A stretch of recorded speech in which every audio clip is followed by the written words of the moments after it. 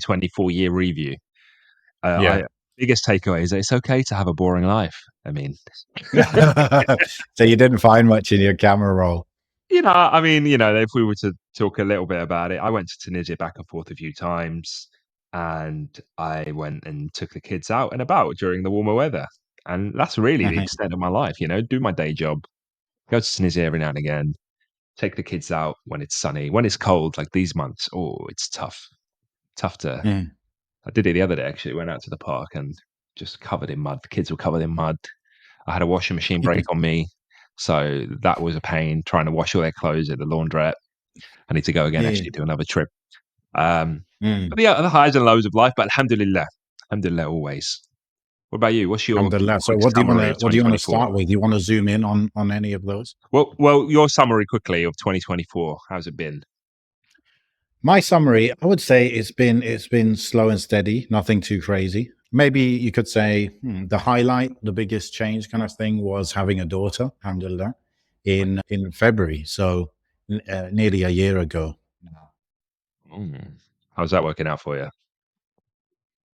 Yeah, so it's good, bro.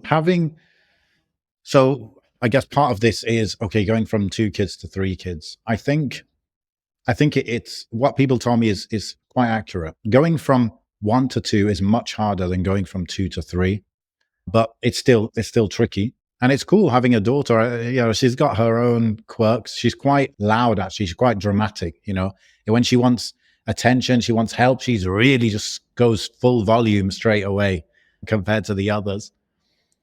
She's not, I don't know, compared to the others, she's not got like as big as the others. The others, mashallah, got quite fatty, quite chunky by this age, but she's a bit smaller. But she's good. We just pierced her ears a couple of weeks ago, so she looks a lot more feminine now, a lot more girly. And yeah, it's good. I don't get too involved at this young age. I get more involved once, maybe, like 2.5, when they could like speak more, or I can like do more stuff with them. But yeah, it's good, bro. I like it. I'm very glad, alhamdulillah. I'm very glad to have a daughter. I'm very glad to have 3 kids. So, and I'm glad with the timing, of having them all kind of back to back. I think that's good. I was listening to a podcast today where the guy's talking about he's 55 and he said, my son's 18. And that's quite a big age gap, compared to what I have with my kids. So I'm glad for that. That's good. Alhamdulillah. That's good. May Allah bless her. Bless your little family. I'm so proud. Look at us. 3 kids. We started this with, I think I had 1 kid. I think it was just Selena. Yeah. I wasn't even married, I think, when we started. Wow. That's it. Yeah, I definitely wasn't married. Yeah. Wow. That's it. They got a digital diary, bro. I think we started a year before I got married, 2017, I think. Yeah, wow. Okay, next. Let me think. Oh yeah, did that olive harvest, I guess. That was interesting. I know it was quite recent, but that was really fun. Yeah. I'm still benefiting from that. Still using it in some of my cooking. Yeah. I like cooking, man. I really like cooking. I don't know if I ever mentioned that, but like sometimes, I think my wife bigs me up as well. She's like, no one make pasta like you. Why don't you make pasta today? I know she's doing it. She's saying that. No, but there are some things, alhamdulillah, that I think my family unanimously like me cooking, and I really enjoy doing it as well. Maybe that's like another, not a goal, but I know we set goals, but that's something I kind of want to lean into a bit more. Like I've got really old like kitchen utensils and stuff, like my knives. I need new knives. I need new bits and pieces. So I might kind of do a bit of investment in that. But yeah, I think it's a good skill to have. And I've been, I cook on and off like all of my adult life, so to speak. So usually the olive harvest, I think having that kind of journey of growth to harvest to actually utilizing that in your cooking is such a cool experience. That's the element that I wanted to kind of touch on. How many liters were you able to bring back? Assalamu alaikum. A few years ago, the conversation about masculinity and Islam popped up. And of course, I took a big interest in that. And some of you might know that I actually wrote a whole book on Islamic masculinity. I went to the Quran, I went to the Sunnah, I filtered out the red pill, I filtered out the feminism, and I came down to what a good Muslim man looks like. It's a really good book with tons of stories and examples from the Sahaba, from the Prophet ﷺ, from the other prophets of how to be a good Muslim man. It's entertaining, it's not too long, and I'm offering you the free first chapter. If you click the description below, then I will send that over to you. And then if you want to get the full book, you can get the full book. We also have the audio version. So check it out. See you around. It's called The Shepherd's Way. Oh, good question. I had how those like large bottles of water. How many liters are they usually? Oh, those 5, like the not massive, but quite Not big, massive. 5 liters. No, I think isn't it like 2.5, just a normal large bottle of water. Oh, you mean like that shape, just like straight Yeah, shape, yeah, not very yeah, yeah. wide? Yeah, Straight one and a shape. half. Yeah, one and a half, I One and a reckon. half. Yeah. Yeah, I think I brought 2 or 4 of those. I think it was 4 actually myself, and then my mother must have brought some.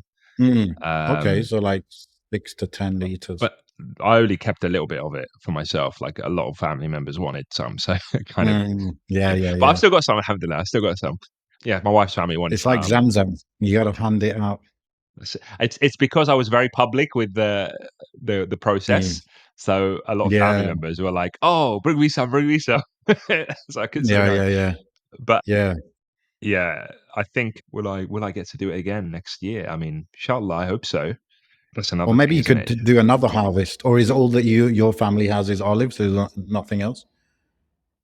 We've got we've got other bits and pieces like oranges and pomegranates and chilies and lemons and limes and bananas and grape. We've got pretty much the whole shebang. But Mm, those elements aren't like huge amounts. It's like a few trees here, a right. few trees there. It's a very big mix. Okay. But whenever Okay. you go, like whenever we would go, and inshallah one day even you can come. Whenever we go to Tunisia, Inshallah. there's always something ready. Like I managed to just get a few oranges actually last time, so I brought oranges back with the olives. But stuff like that, it just doesn't last as long as olives. Like the olives that we just harvested, I could go and when I go back to Tunisia, there'll still be loads of liters left that I could bring back. In fact, this time when I went, Yeah. we were still using last year's uh, amount. So Mm, it's just I think for obviously we can't go without talking about Palestine and what our brothers and sisters are going through there. But on the West Bank side of things, like seeing their harvest and seeing the struggles they go through, and as previously mentioned, being able to kind of connect with them on that level, even though it is far removed, it was actually quite touching. And I realized like, yeah, this is kind of hard work, and then having to be hassled and have like, alhamdulillah, I can go home and go to sleep at night and not really worry about my olive trees being ransacked and mm, burnt and all sorts, and being able to enjoy that harvest whilst our brothers and sisters don't necessarily have that luxury at all. And mm, there's something special about the connection with olives and olive trees, even from a religious standpoint. So, mhm. yeah, I think if anyone does have the opportunity to do so, go get involved wherever you can. I think it's a good experience. I think I consume quite a lot of olive oil. Maybe 3 liters a month. Wow. Maybe Expensive as three well. liters a month. Yeah, yeah, it is. I cook with it. I put it on salads. I my go-to oil for cooking is olive oil and butter. Like those are, as far as I know, they're like healthier than whatever the sunflower oil or the vegetable oil. I mean, vegetable oil is awful. So yeah, I just go for those, and so we go through quite a lot of it. I have salad pretty much every day as well, and I always have olive oil on that. But it's not going to be like yours, bro. Yours is gonna taste proper. My one don't have You've much of got a to let taste, to it. be honest. Yeah, I was quite surprised because like the taste was quite harsh, and I was told that Yes. like my mother said that you kind of have to let it sit for a while before you can really start enjoying it as a traditional kind of Mm, olive oil. So the longer it yeah. Are you saying lasts, it gives you that peppery thing in your throat? that's it. That's it. Mm, Yeah, and I wasn't expecting that initially, yeah. but I was also like, okay, well, this is the real deal. you know. Yeah, yeah. Yeah, for sure. There's some processes they put it through as well, like filtering. You know, those like Mm, solid bits that gather in it. Most of the stuff you find in the supermarket is they filter that out, which yeah. also changes the flavor. So yeah, there's a guy here.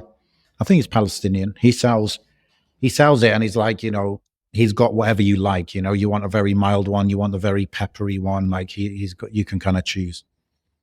So Yeah. yeah, actually, you mentioned the Palestinian olive farmers. There's also, I'm reading like every day, bro, in Syria, there are people that are going to harvest olives and they're actually being killed by landmines because there's a lot Oh, of landmines still left around, especially in the northwest side of things. So it's really crazy. Even some people yeah. were killed demining. They're trying to do that work, and you put your life on the line when you're doing that. So yeah, Allah yarhamhum. I mean, I mean, what about a world event?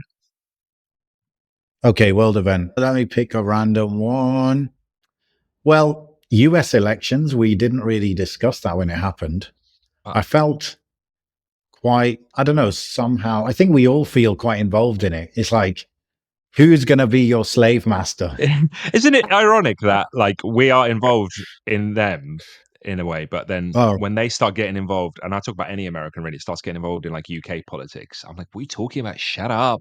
Like right now, there's a lot of I don't know if you're not really following Twitter stuff, but like Elon Musk and his cohorts are like really getting yeah. involved in the I've been UK. roughly seeing that stuff. Yeah. Yeah, I've got him blocked, but I still see everyone talking about him and his little minions that like just absolutely kiss his butt on Twitter. They're like, Mm, yeah, they just switch whatever view he has, they'll have that view.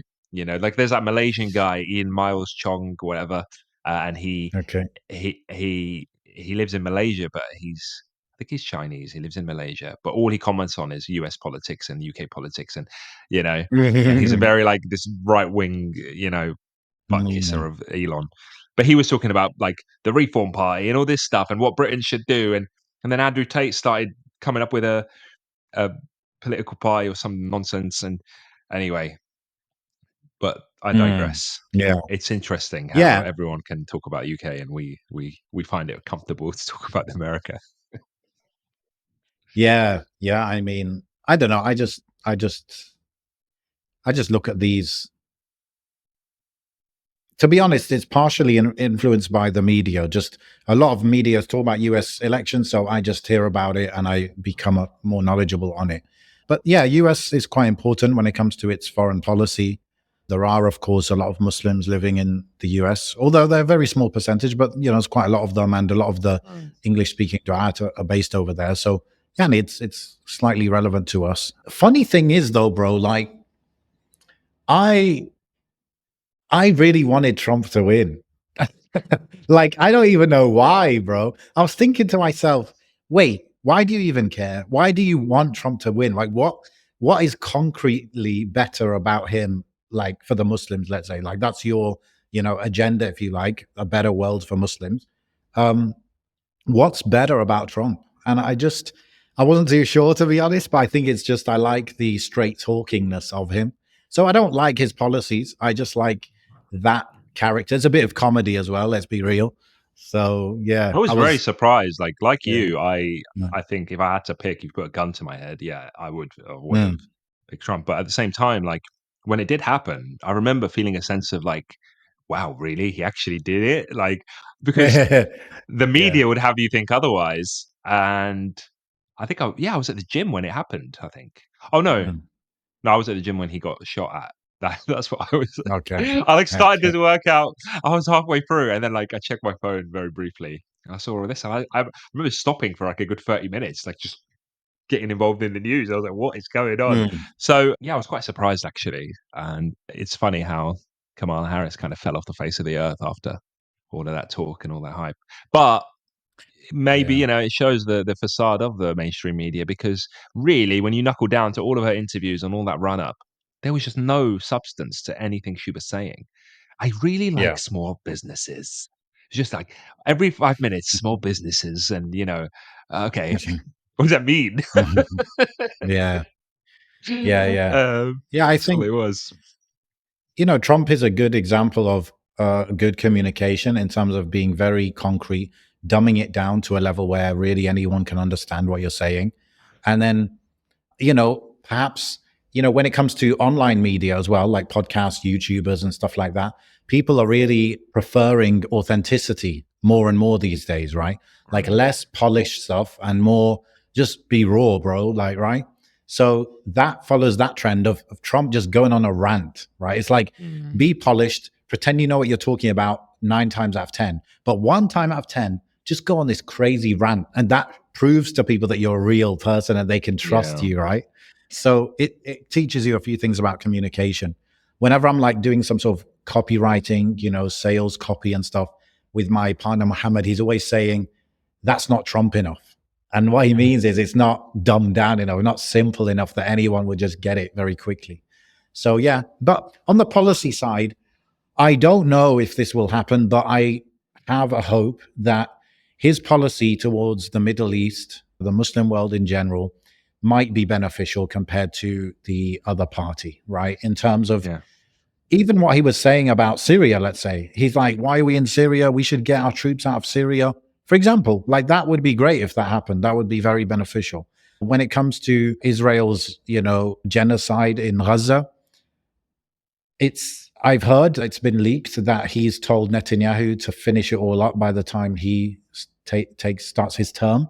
So it doesn't mean he's he's not anti-Israel whatsoever. He's not pro Gaza or Muslims at all. But the theory is he wants to be seen as this non-war president, right? And Yeah. also, it seems like he's very focused on the US and he feels like his enemy is actually within the country and not outside. So why are we spending resources and time and focus outside the country? Let's focus inside the country. There's so many hidden enemies inside the country. Let's clear them out. And Yeah. then when it comes to outside the country, the biggest threat is China. Okay, let's focus just on China.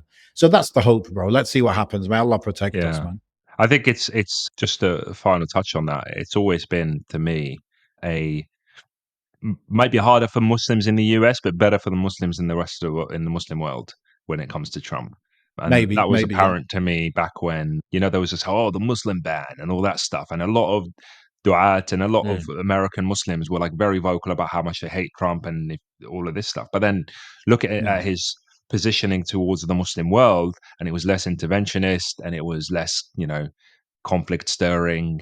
And yeah, those like you said, why we're in Syria, for example, or why we're in Afghanistan, for example, and it was all business, like business. He was happy to make deals with countries as long as they kind of mutually agree on steps forward. Even with yeah, Iran or yeah, North Korea or whatever it might be. yeah. Whilst the contrary to that was, yeah, Democrats, you can be comfortable as a Muslim, comfortable in quotation marks, as long as you're like washed away. Mhm. You can be comfortable as a Muslim, and all the minority rights and all this stuff, and it's great for Muslims that live in America.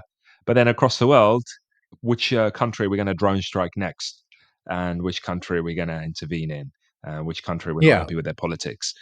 yeah.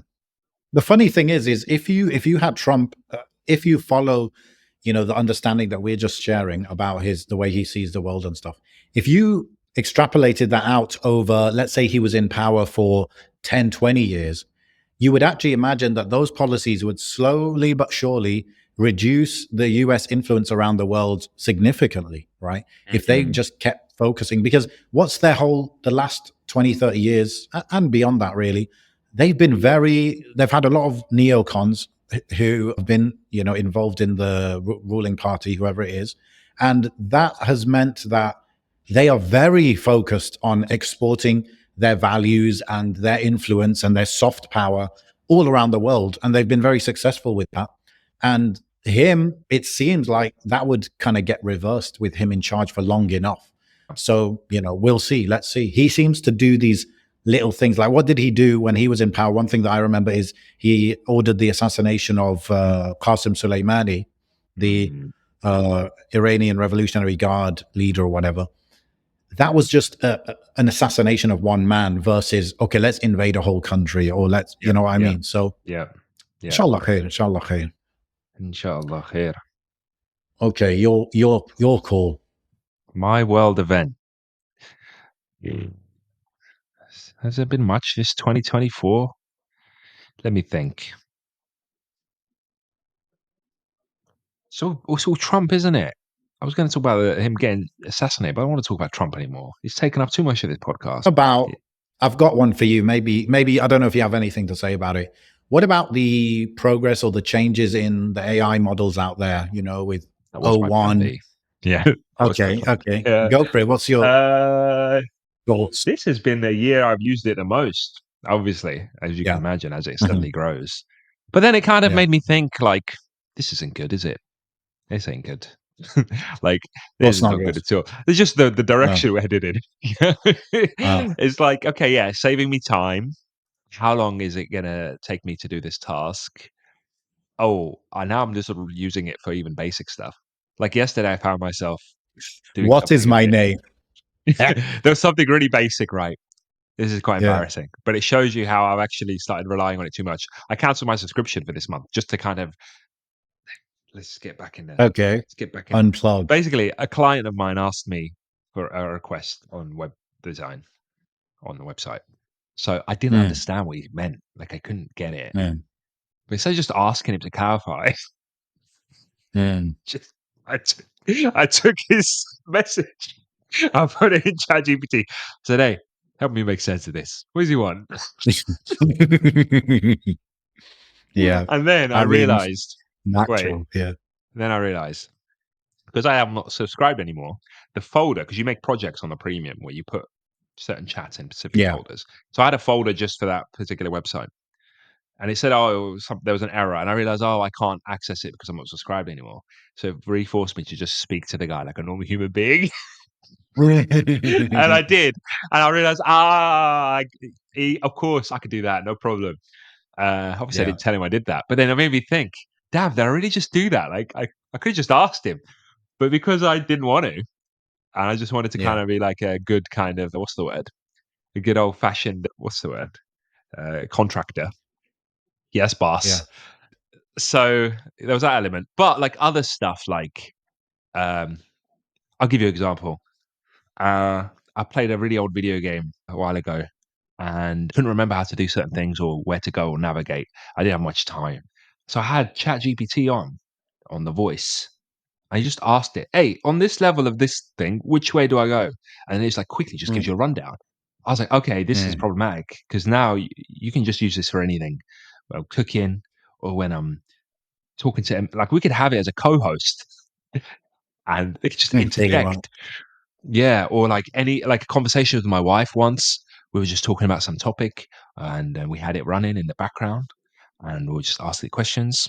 Childcare tips, our kid is doing this and this. What's the best way to approach this? And it's bad. I'm not saying it's good. I'm saying it's really bad. Yeah. It's really bad. Yeah. So what's your experience been? I'm just got it. I just realized, the live audio thing, right, where you could kind of talk to it. It's got the video version now, right? So you can see what. Oh, yeah. Like it can. I've never used it before. I just wanted to check that it actually has it.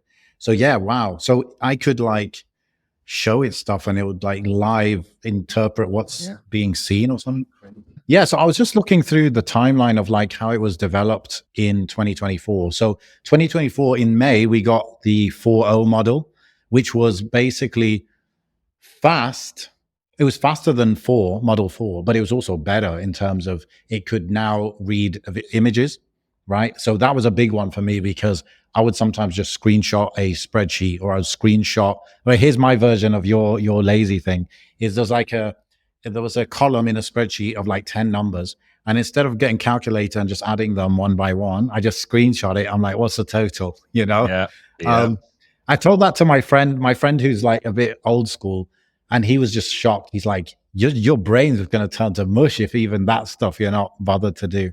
But we'll see. I haven't noticed a cognitive decline yet, but you would imagine just how you use calculators instead of adding stuff up or multiplying stuff, and that will diminish your ability to do quick maths. The same might happen for certain things that you keep using ChatGPT for. But I don't know. I just haven't noticed it yet, but you would just assume that, right? So we had 4.0 in May.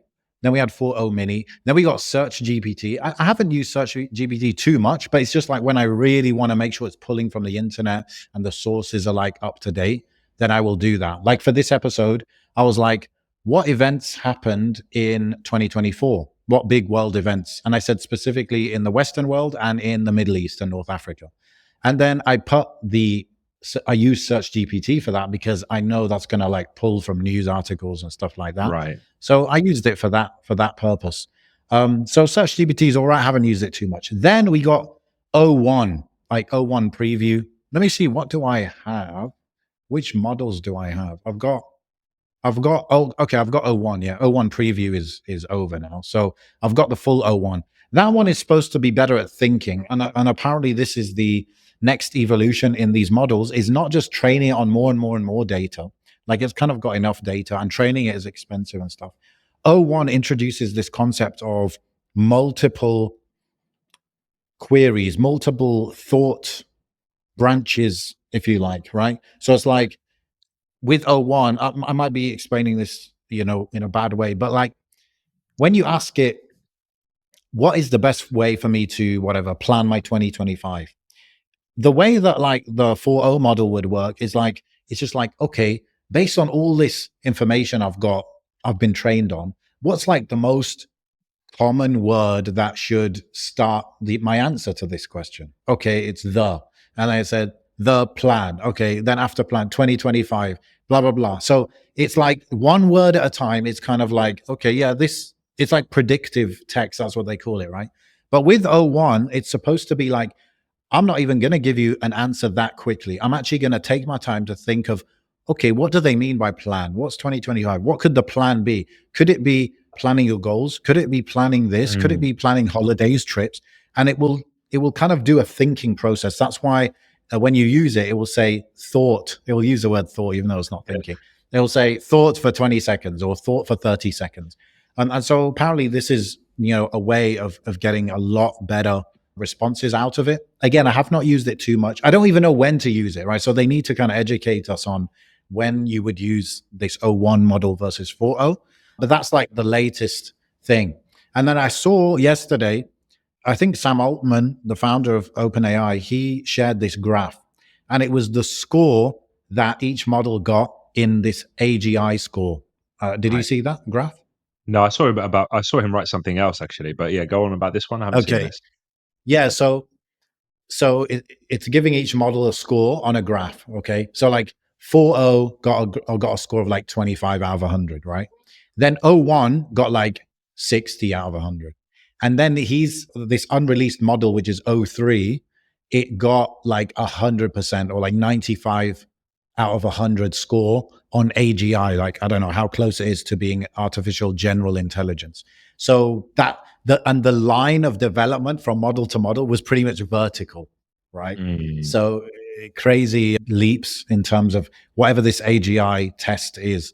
But maybe that'll be a big leap, this O3 thing. I think the biggest bottleneck, though, still for all of us, it's not how good the model is. It's actually our ability and knowledge of how to use it. Like we could probably get 10x out of it than we're getting out now if we knew better how to use it.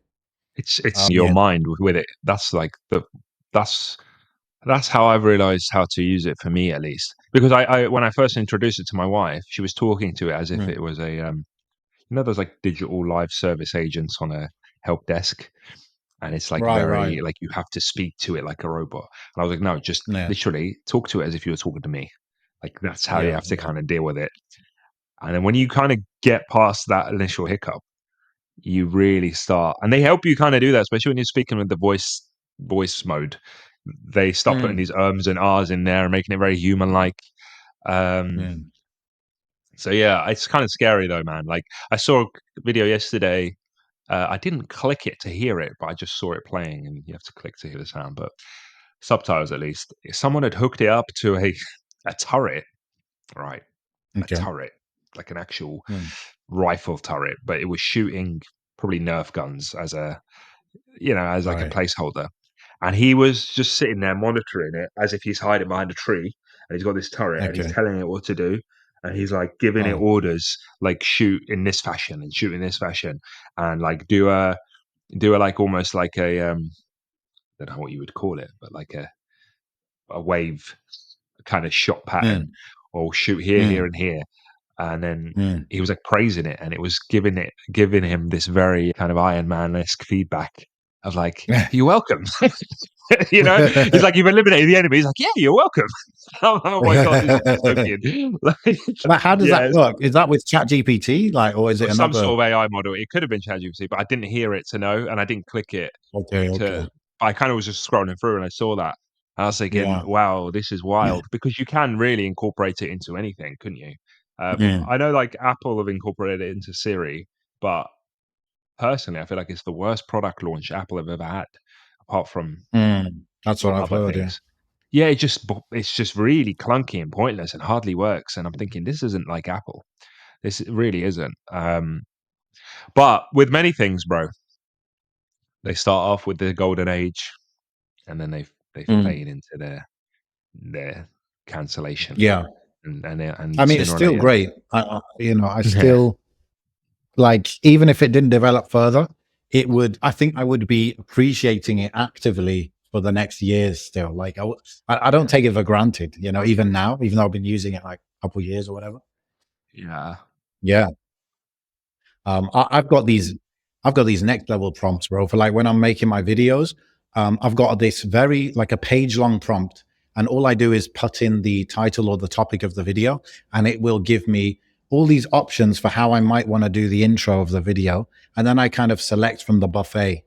So I'm still picking. I'm actually selecting, and I did design that prompt, but it's doing a lot of that thinking work for me, and it will give me a lot of different options and ideas and stuff.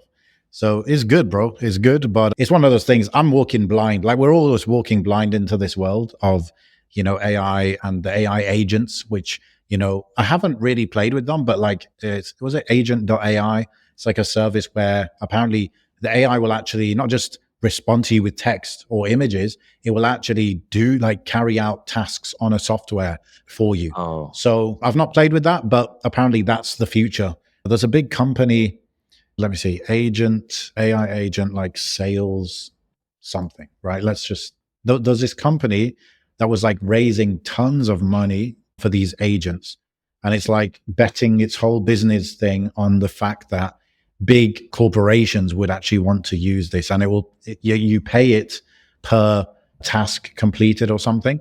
And right. apparently it's like really able to compete with actual employees and stuff. So I don't remember what it's called, bro, but it's crazy. So that's AI. A good year in AI, but we'll see what comes in the future.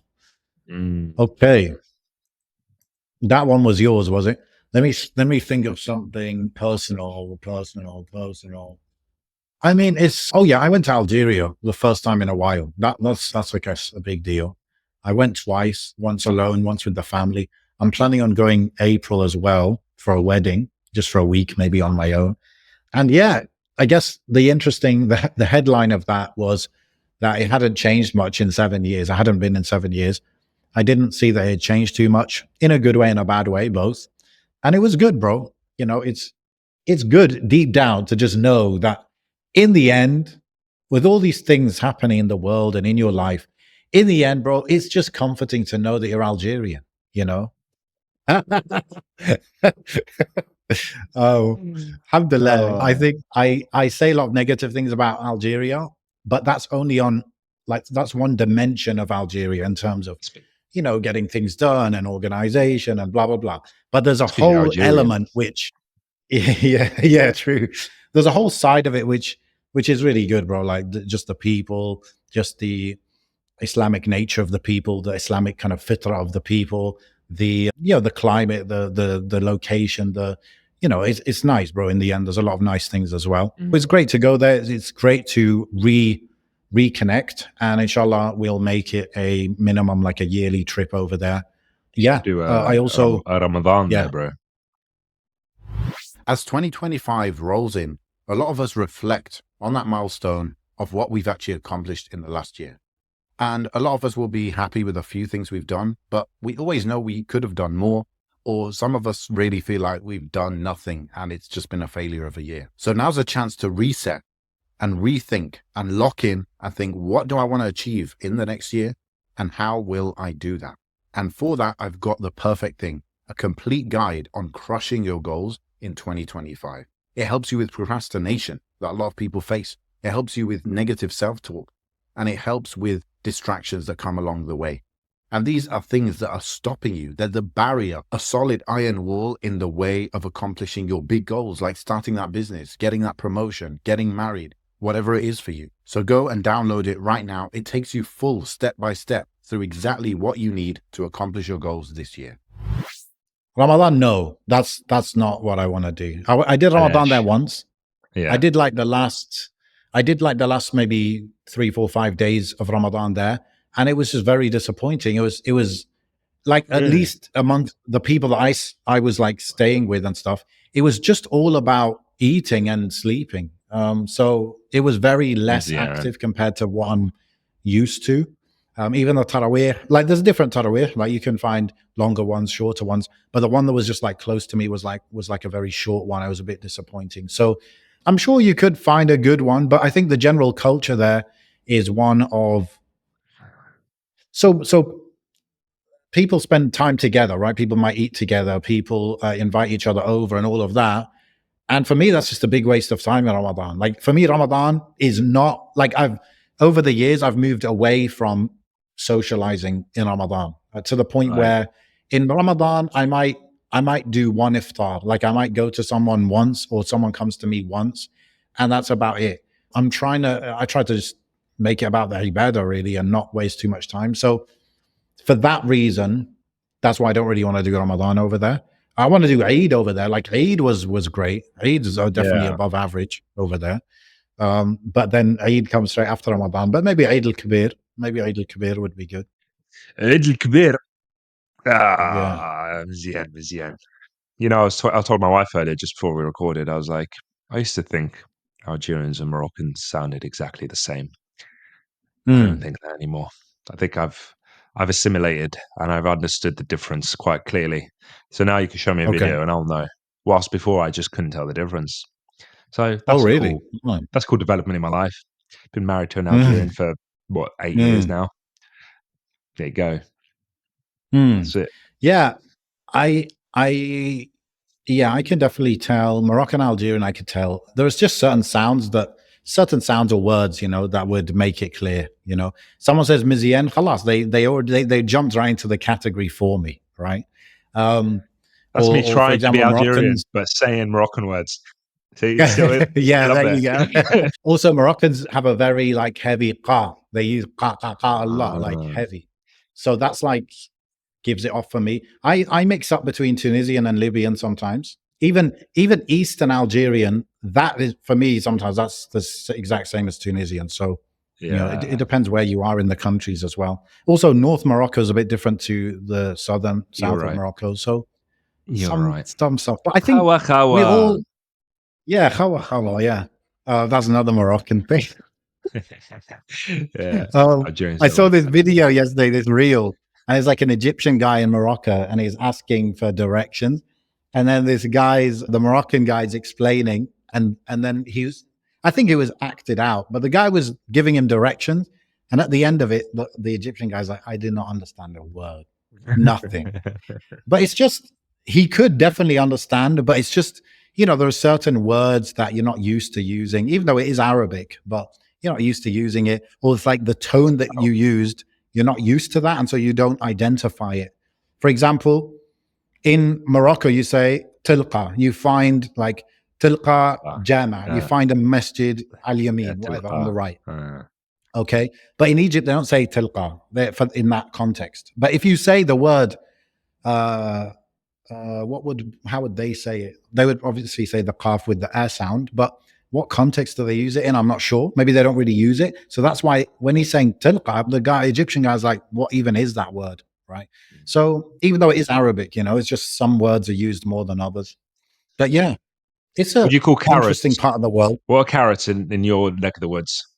I had this discussion. Surdiya. Oh, okay. You're one of those ones. I use ChatGPT for this as well because we were stuck.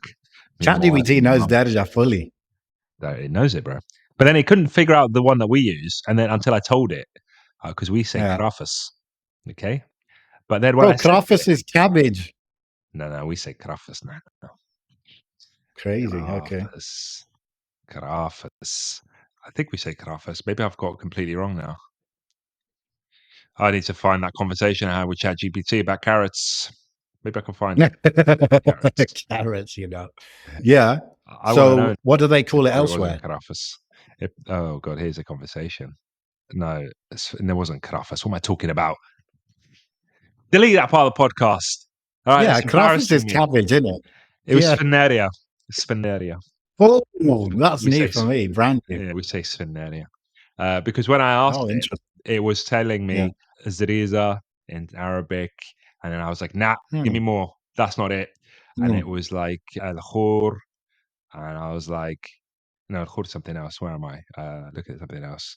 No, that was a different one. Zariza.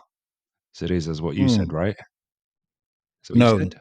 What did you Zruldiya. say? Zruldiya. Zariza. What? Hmm. Yeah, well, close enough. Do you know what it is in Fusra?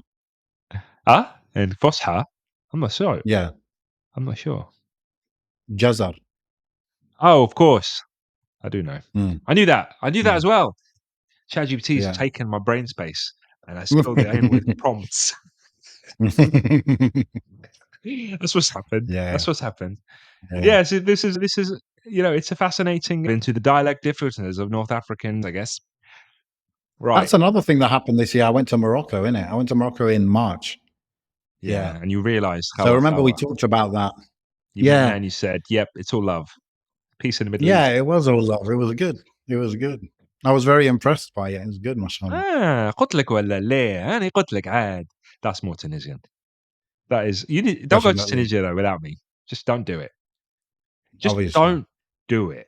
All right. Everybody had a go at me this year for saying hijra to Tunisia. All right. People still bring it Mm, up on Twitter. They're like, "Oh, you're that really. guy." Number Yeah. one, I said hijra in North Africa. All right. You Right. can't see the tweet because I deleted it because you guys kept annoying me.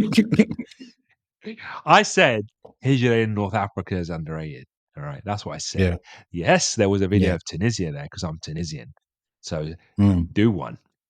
But even mm, so, mm, Tunisia is a nice place to live, better than some places. Yep, you can hate that. You can hate that statement if you want. But for a Tunisian, mm, Tunisia is great. For Algerian, Algeria is great. For Morocco, Morocco is great. Okay. That's all I'm saying.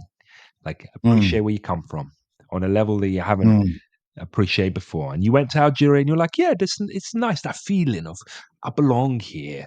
You know, people don't look at you too mm, funny. You know, it's not like walking down the street in I don't know, Hastings in the UK, mm. looking like getting that My look uncle like, lives in Hastings. Yeah. there you go, I picked it out of the blue. That's not far Yeah. from me. If you ever need me to say Mm, hello, yeah, that kind of thing, man. Like, and I get it. I get that feeling of like, oh, you don't belong here. But then when you're over there, people look at you like you're still Arabi. You might not belong here, but yeah, with the blood. Like you might have that bit of like, you could dress as I could dress as rugged as possible. Get my mm, I start wearing all the clothes that my dad left over there, like that farm coat mm, and those old mm, trainers. All right, mm, maybe that old hat. mm. They still know something about it before I even open my mouth. They know I'm not from here. Yeah. Where are you from? They'll say, "Where are you from?" Oh, what do you mean where I'm from? Mm. No, don't do it. Yeah, they can detect the whiff. That's the life. But I The love it. life I of a love it. I nomad. feel like home. It feels like home. I feel like home amongst my people. And And inshallah, ya Rab, we can we can find. I say we, but we as in the world can find a way to end the war in Libya, reunite the East and West, and that would be great as well. I need to My do friend some. actually, my friend from Libya, he lives in Birmingham, but he's like, I'm moving to Libya. He's like, he's Yeah, been saying that for a while, but he's like, yeah, Libya's great. Like, even in the current circumstances, he's like, that's yeah, it. bro, it's so conservative. It's so, Wallahi, everyone's dressed well. It's my legit. friend. I was speaking to my friend last night, and he's from Libya, Mm, and I mm, need to do my research, bro, because he's like been going back and forth, buying flats and apartments and stuff, and planning to move over there. And he's like, yeah, it's fine. All this hype and all this nonsense is nonsense. And I'm like, okay.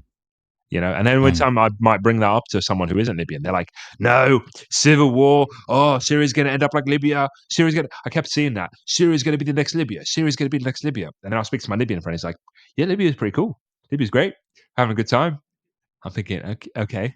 There's a disconnect right now in my understanding. No, I mean, the western side of Libya, which the official government is running, it's pretty normal from what I understand. It's just you don't want a country to be split like that, and you don't want a crazy warlord to be running the eastern side of the country and to have control over the oil facilities and all that. And also, you don't want your country to be on the sanctions list, which is on the sanctions list. So there are very few flights that go to Libya. I believe to go from the UK to Libya, you have to go Turkey. The closest place where you get a flight is go Turkey, and then from Turkey you can fly to Libya. So they're on the sanctions list, which is not good. Say again? Everyone I know goes through Tunisia. Okay, yeah, as well, yeah. So, yeah, that would be good. That would be, and the banking system as well. The sanctions are affecting that. So those kind of things. But yeah, Tripoli and stuff, pretty standard, I guess. Pretty standard situation. Let's go, bro.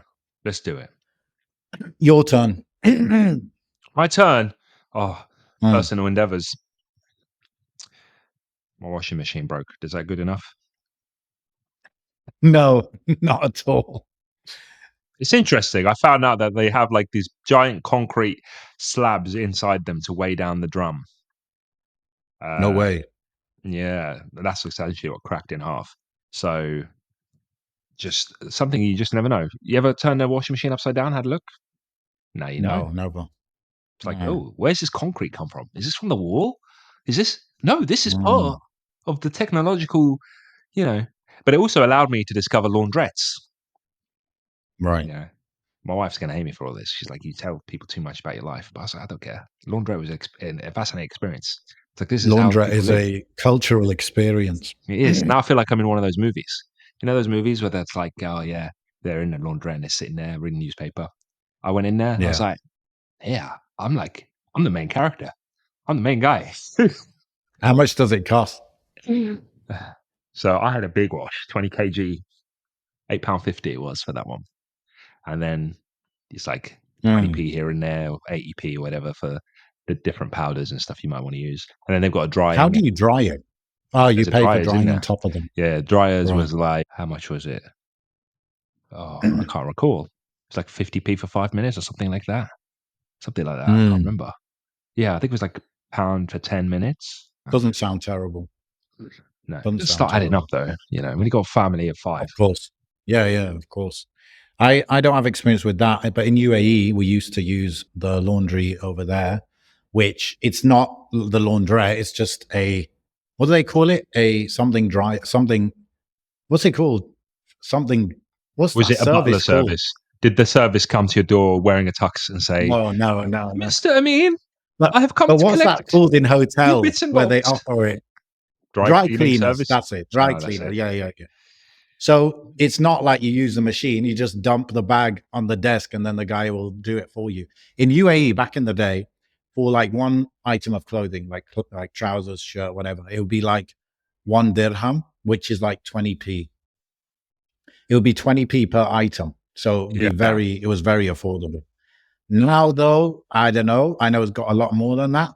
But I remember in Dubai, when I lived there briefly in, say, 2016, I wanted to use it once, and it was like £1 per item, or £1 or £2 per item. So I was like, no, not for me anymore. That was Dubai prices. So yeah, that's UAE the dream. I've got to it. Do you think that's fizzling out? Do you think it's people use that a ton? What? Emiratis use dry cleaners a ton. Bro, have you seen the whites? They're whiter than white. Those clothes, they need to. It has to be professionally done. You can't have a little yellow. Yeah, and it's like perfectly ironed and stuff. It's got to be mandatory. Yeah. Right, so when did we move into NEOM? Okay, NEOM. When are we going? Where are we going, bro? When are we going? Oh, No, I mean, it's nothing ready yet there yet. I'll tell you. I'll tell you a little quick story. Yeah, I'll tell you a little quick story. Okay. Did I tell you Wait. about that First, tell web? me what NEOM is. Maybe they don't know what it is. I don't want. We're gatekeeping because we need to get it cheaper. To make Okay, it more popular. tell the story. It's a big Saudi, development thingamajig. They've got Yeah, different on the kind of Red Sea. Yeah. aspects to it. Red Sea. We spoke about it a few times. They got, $1.5 trillion budget. Like that's how bro. much is budgeted for it now. There's a guy. Crazy. Separate side story. There's a guy that I went to school with. Afghan guy. Mm, Haven't seen him in mm. ages, to be honest. But we used to be friends. We see each other quite a lot. And his day job is similar. What I do for a day job now is similar to what he did a few years ago, but it just shows it's Okay. interesting to show where his path has ended up. So I found him on Right. LinkedIn and I was looking at his progress. And he kind of did what I'm doing now, but like he didn't do it for long. Like every year he would do a different job or 2 years, or whatever. And Okay. you could just see it goes bam, bam, bam. This company, that company, this company, that company. Oh, Okay. he's on the line. He's in NEOM. He's working over there. Okay. Like, man, so because I've got him Mashallah. on Facebook and I was on there and I was like, oh, why is he taking so many pictures in the desert? Like, where's this guy gone? I realized he's over there. He's doing stuff. So I was like, oh, this is real. Yeah. Like, this is real Yeah. life right now. It's not just some CGI YouTube video that you always see of all this stuff because it's so disconnected. Yeah. But other than that, I was going to say just briefly, I had a web design client before. I told you about him, didn't I? Do you remember the Saudi thing? Saudi, did I mention that? Vaguely, yes. Vaguely. Yeah, but it's just to show you that there is stuff going on. I thought he wanted a website, but lo and behold, I think he was trying to pitch me to move over there and to Mm, invest in Saudi and to take my business over there and start up over there. And there's a right. lot of these companies, I think, now that they're essentially middlemen for businesses to Yeah. transfer everything over. Subcontractors. Exactly. And a very long meeting I had, PowerPoints and slideshows and stuff, and I was very confused, to be honest, but quite fascinated, actually. It was quite Did you ask interesting. ChatGPT what's he on about? I wish I should have. That was before I started using it. I tried to use my brain this time. Yeah, so I think, clearly that is going to be their pitch. The reason he approached me, funnily enough, was because of a tweet that I did about the Hijra thing, the Taunus Hijra thing that I got a lot of heat for. It got like 5 million Okay. impressions or something silly. But he saw that, Mm, his company saw that and approached me, and they were like, "Oh, you're a big Hijra nut. Why you come to Saudi?" right. Right. I was like, "Hey, that'd be great. But it doesn't make sense in my head. If I need to go anywhere, I need Mm, to go to Tunisia. I don't want to be even more split up than I am now. I've got mm, Algeria, Morocco, in England, and Tunisia, and mm, yeah, what we're yeah. going to be Saudi as well. Anyway, so yeah, I'm sure like moving forwards because the UAE, Dubai, that kind of Dubai, the Dubai guys, you know what I mean by that, you know, the Hijra bros they call them. I Mm, think that's going to be an oversaturated market soon enough. mm. And people are going to. I'm surprised it hasn't even started already. Frankly, I'm surprised we haven't seen the popular influencers of the Dubai arena saying, "Hey, I'm going to Saudi. I'm going to be on the line. I'm going to book my spot on the island of Mm, what's it called? I forgot all the different ones." mm. Yeah, Because I what think I'm it needs saying is like they're time. opening up all this stuff for investment and Yeah. but I don't know anyone that is like, oh yeah, I've got my place, I'm ready to go. Like I know some of it isn't, most of it isn't even finished yet, but there are some that are pretty much 95% there. Yeah.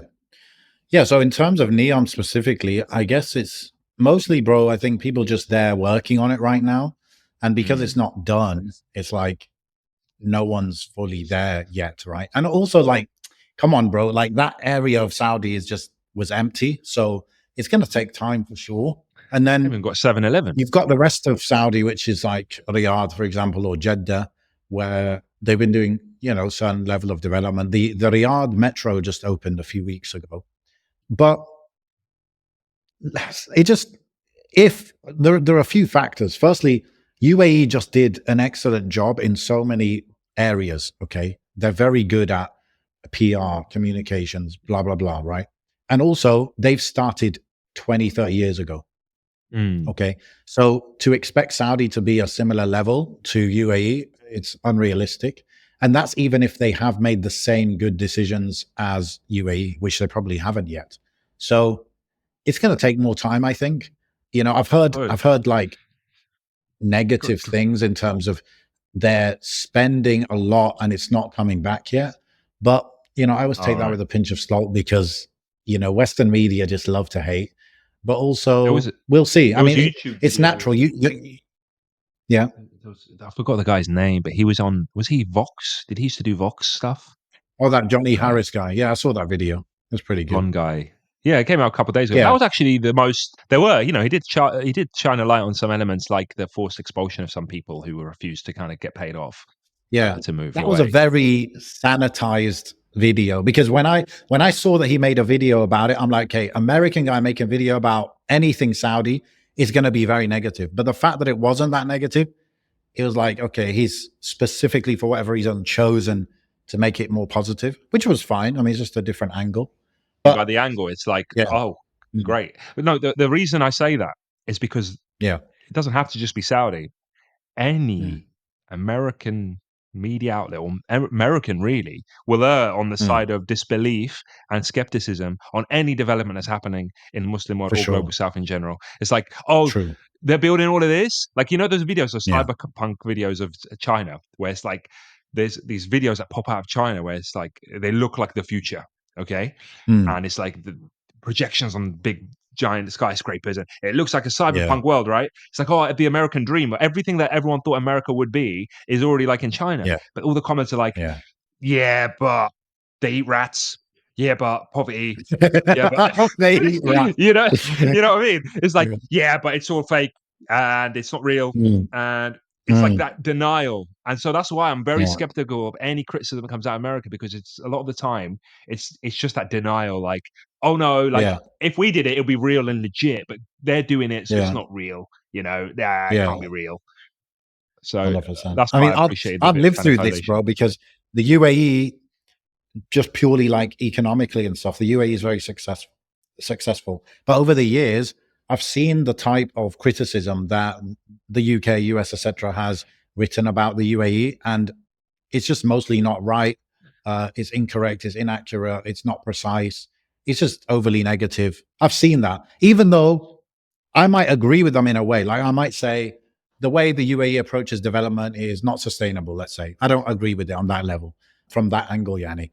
But they're not right in those nuanced type of things. They're just always looking for negative stuff, So I've seen it with UAE, and UAE is one of the most like Western friendly kind of places. So what are they going to do about Saudi or any other country? They're going to be even more negative. So, you just got to know the moment, where you're there's a little hint media from.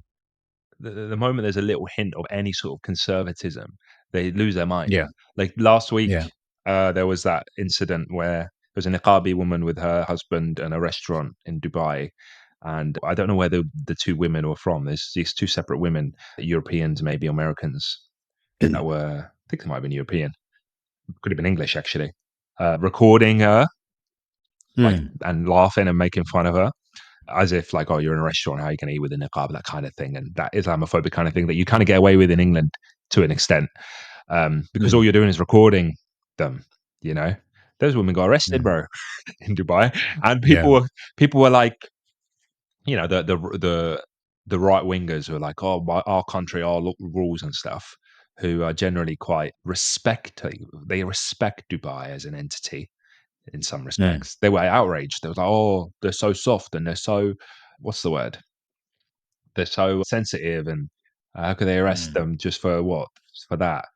And then you look into it and it's like, oh no, there are still laws about this. You can't, like, people looked into the legislation about filming in general, but then filming women specifically, especially those that are covered. And it's like, yeah, they do have a legal system and they do employ it and deploy it. And there are going to be conservative elements of it. And you should be quite aware of that, I think. The UAE has laws that are like, if you enforced it all the time, it would be crazy. But they don't, it just depends, I guess, the profile of the incident. But they have rules like if you insult someone, there's law that makes that illegal, just to insult someone, right? Just to talk about someone's honor or whatever, which is quite Islamic, actually. They have laws against that, right? It's like literally, it's illegal to insult, for example, especially a woman's honor, for example.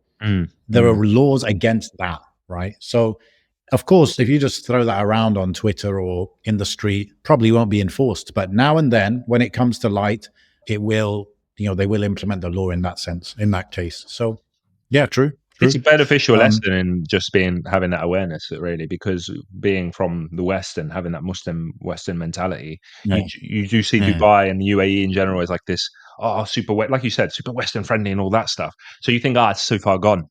There's this issues, it's too far gone, and it's all westernized, and blah blah blah. And then you see things like this, and you're like, oh, maybe I haven't got the whole picture here. Yes, there are going to be terrible things and things they could improve on, things that need to kind of reverse. But at the same time, it's like, well, there's still mezel khair in a way. yeah. May Allah increase that. Even when it comes to like, so UAE, if you're a Westerner, careful living in the UAE, especially Dubai, there's so many options for drinking, like nightlife, whatever, right? There are a lot of options, a lot of hotels, a lot of bars, etc. Right? However, and obviously that's all allowed and legal and stuff over there. But as soon as you like exit the bar and you're very drunk, now you're going to get picked up by the police straight away. So it's like, Game over. you wanna drink, we fully allow it. Unfortunately, you fully allow it. You could do what you want, but if you're on the streets drunk and it's turning into like central London on a Saturday night kind of thing, we're gonna pick you up. You're gonna be in trouble. If you see these like any real like, especially UK, I feel like it's more of a UK thing than just European or whatever. If you go central Birmingham, central London on a Saturday night, it's, I want to say barbaric is the right word. I used to work in those environments, bro. It was horrible.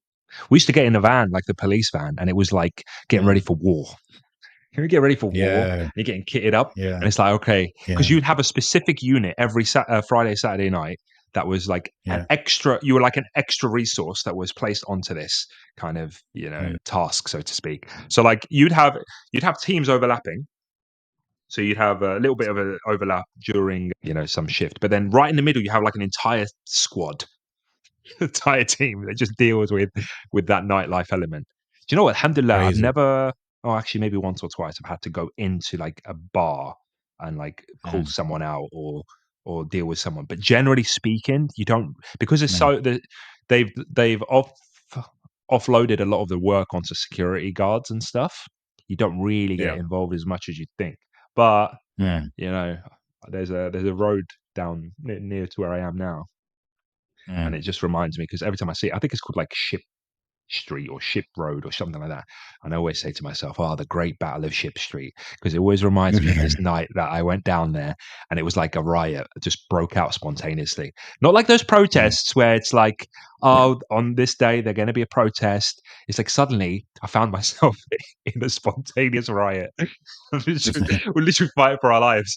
But yeah, the money and the resources and the injuries and the cost to the NHS and the cost to the criminal justice system and the cost to local authorities and councils, all the broken furniture and all the broken street furniture. And it's such a drain. It's such a huge Mhm. drain just to prop up this culture that is so Yeah, destructive. From that element yeah, to like the sexual assaults, to the rapes, to the drink spiking, to the STDs, to the yeah, bro, yes, it's a huge drain. They don't understand. And like to even yeah, mention the possibility of limiting factors or bans or whatever, they'll just say, yeah, "Oh, but look at the prohibition back in America. That didn't work." Blah blah blah blah blah. And then you've got like yeah, the World Cup in Qatar and how exemplary that was as an example of what the world could be. How you mm. can still have these events and this level of enjoyment and still just remember it all. You know, it's a fascinating display. Fascinating display. Yeah. And then BBC reporters want to ask, the new leader of Syria about, will alcohol be able to be consumed? He was hungry, bro. He was dying for a drink. He's had a stressful week. That interview, you could see on his face. He's like, I need a pint. It's like the first It's question. crazy. Hey, where can I get a pint around here? This is not part of the interview. It's just, I want a drink. Yeah. But that would It's have been a good terrible. answer. I know it probably wasn't the right time for that answer, but the answer of like, why would I allow what you guys have in your country when it's like like you mentioned, the domestic violence, the suicides, the bad decisions, the NHS, load, the police resources.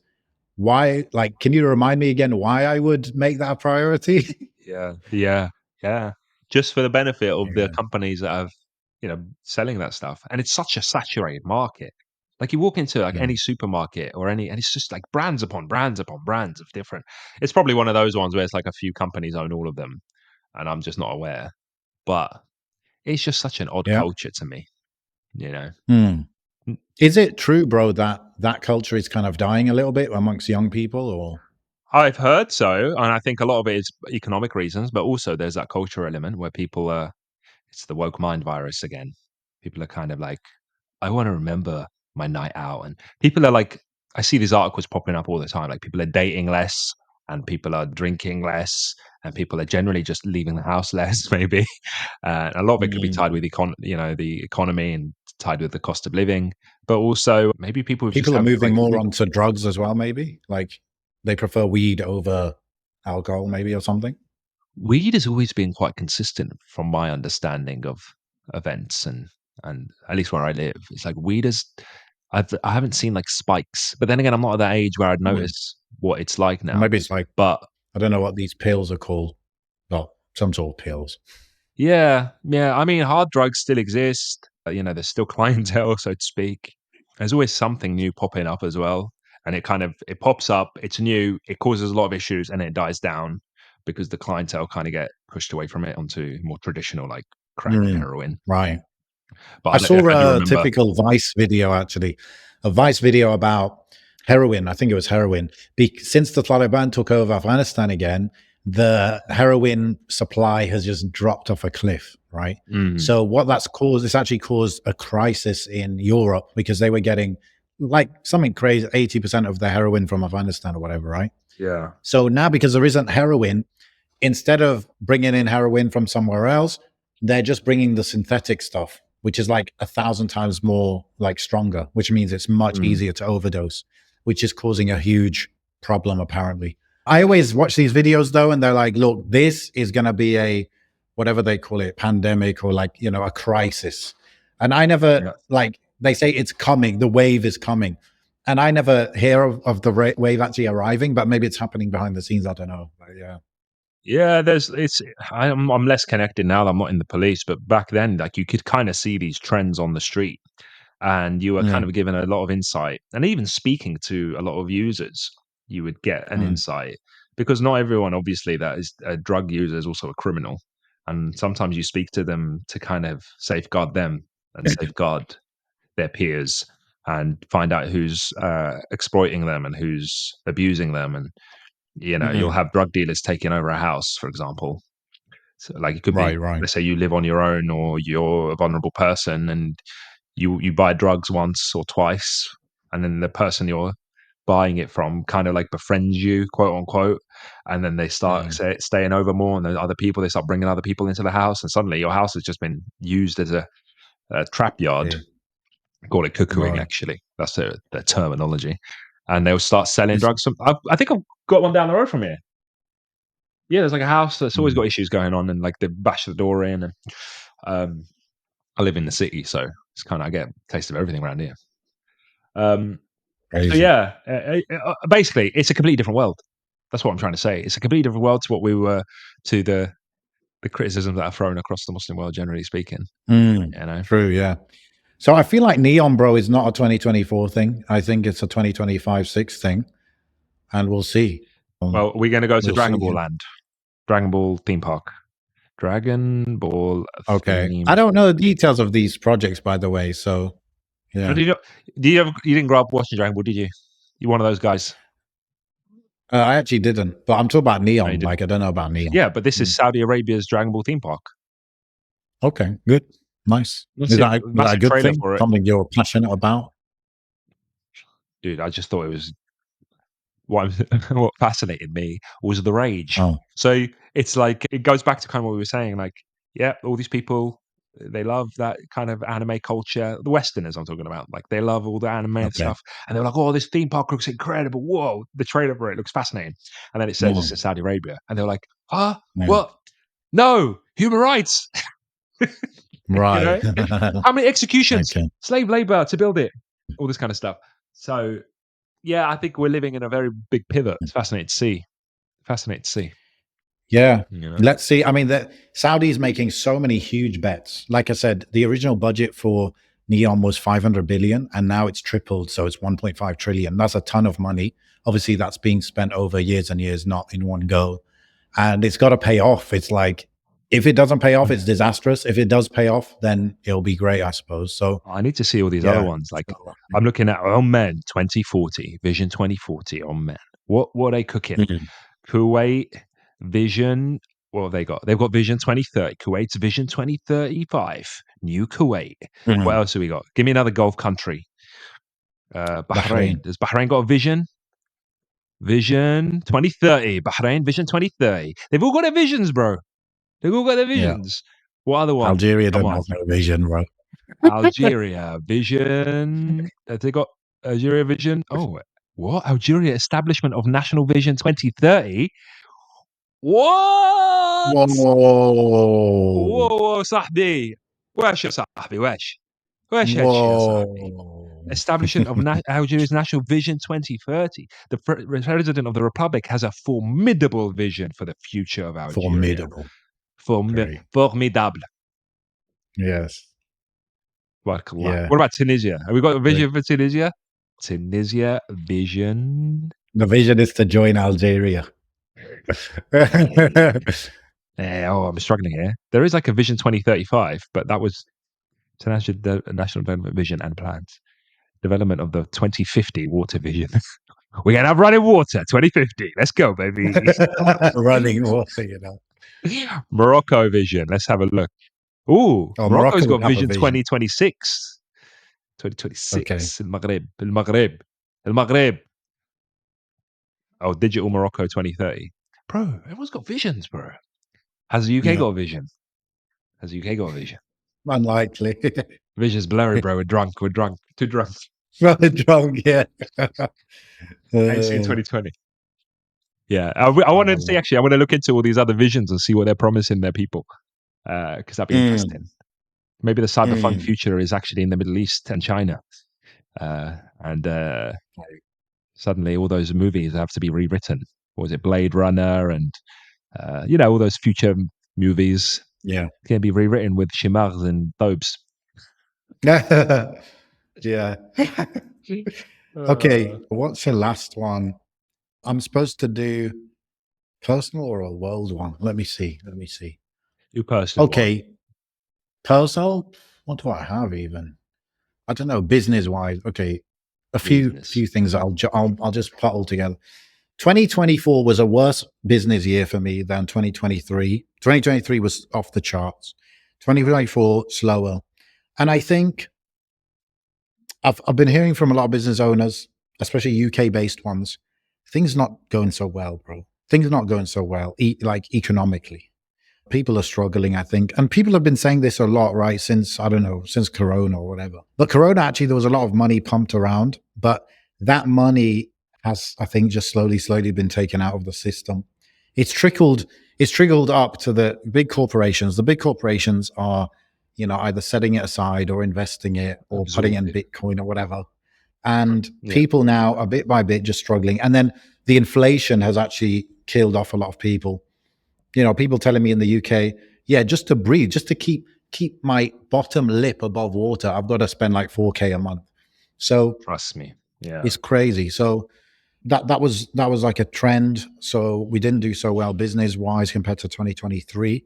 With the front row, I did the retreat in May. That was really cool. That was the first time I've ever done like that, anything like that. I've always been an online business person. That was the first time I kind of took it offline. It was good. I would say successful. I'm always an anxious person with organizing events and, timings and all that. But alhamdulillah, it turned out well.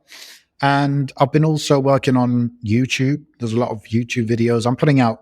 For this year in general, I put out quite a few YouTube videos, but the last few months I've been putting out very regularly, every single week. Inshallah, planning to go 2 a week in the upcoming thing.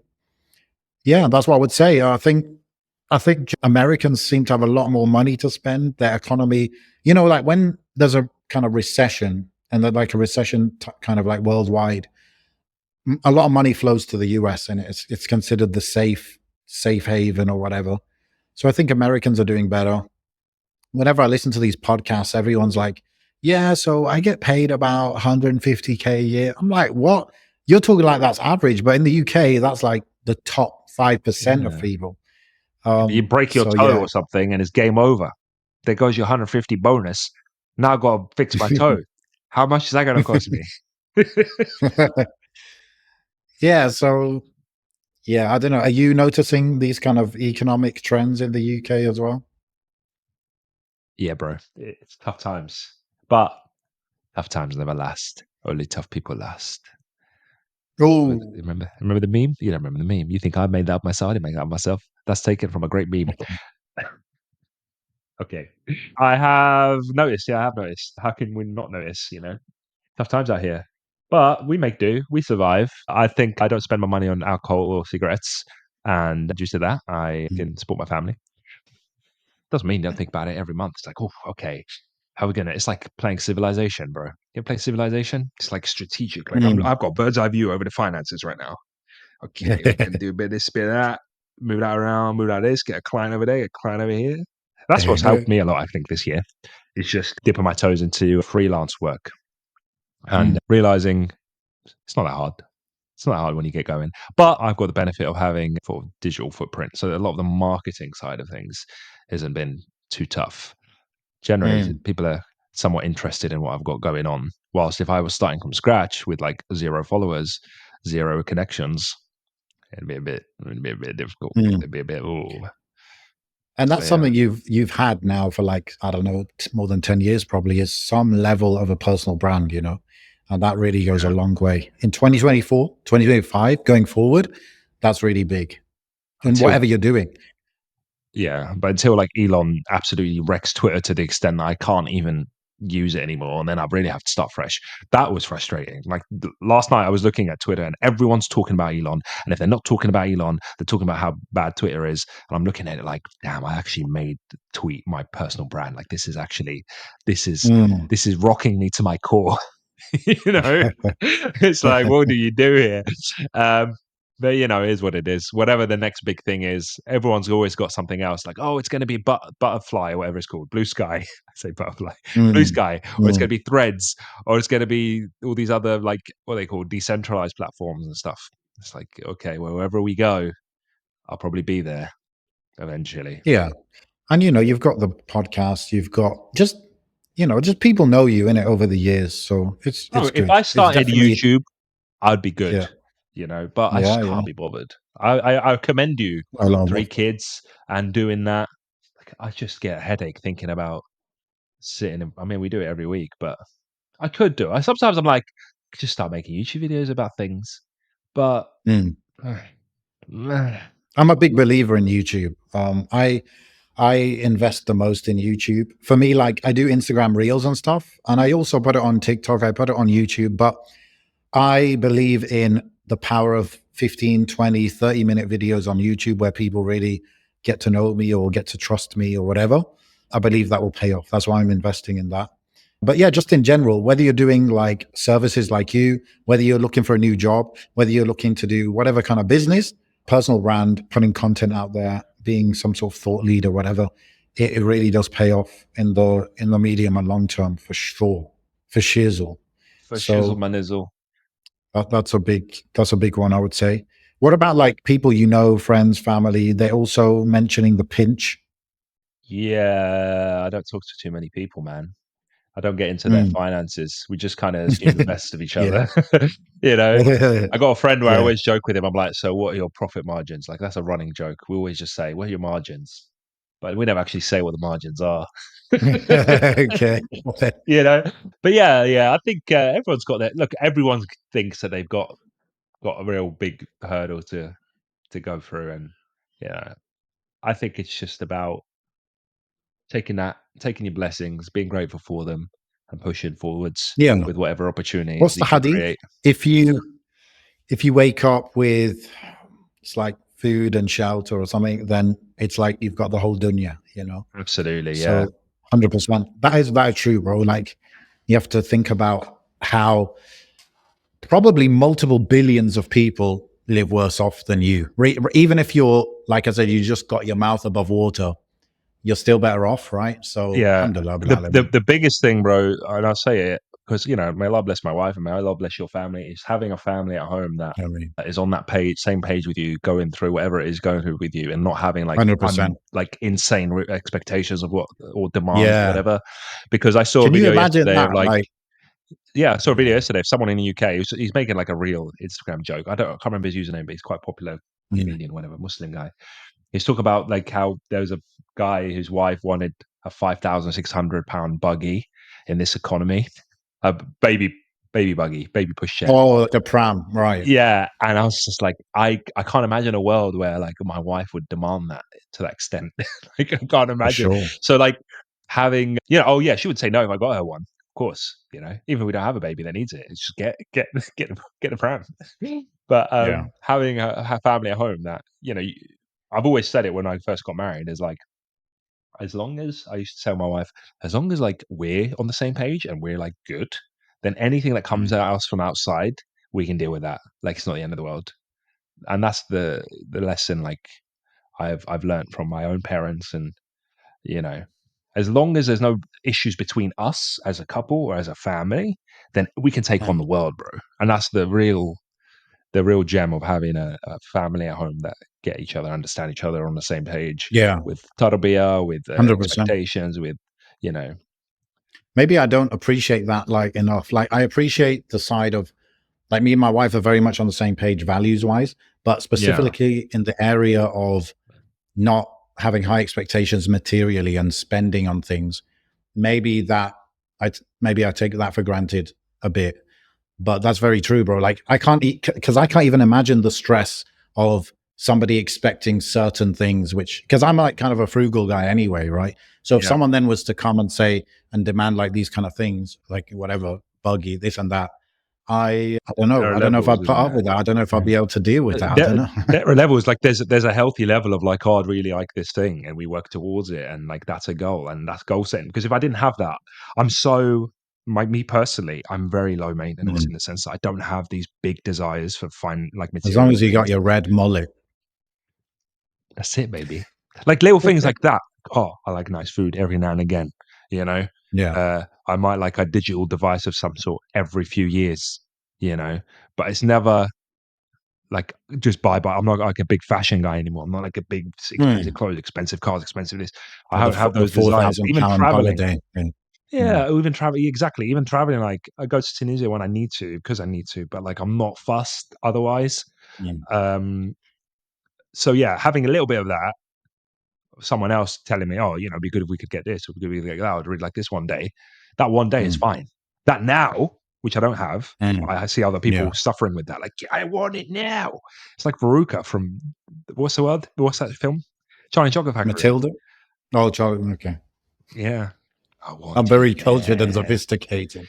I We're know gonna all the have to literature, do. obviously. We're gonna have to do a whole culture episode where I just sit you through and drill into you all these pop culture references that I hold back on I know some from of them. bringing I know out. some of them, but yeah, Not not all enough, of them. not enough. You're fresh off the Okay. boat, I talk to you like you're born and bred UK, but you're not actually. You're Yeah, just very good at convincing me that you are. that's true. That's true. Okay, this is a good Yeah, episode, bro. This is a good episode. I still had yeah. more points, but I think let's wrap it there. It was good, mashallah. Inshallah. Yeah, may Allah give us success in the next, not just 12 months, but the next whatever. Give us a good death as well. Ameen. سبحانك اللهم وبحمدك أشهد أن لا إله إلا أنت أستغفرك وأتوب إليك. السلام عليكم. Wa alaikum salam.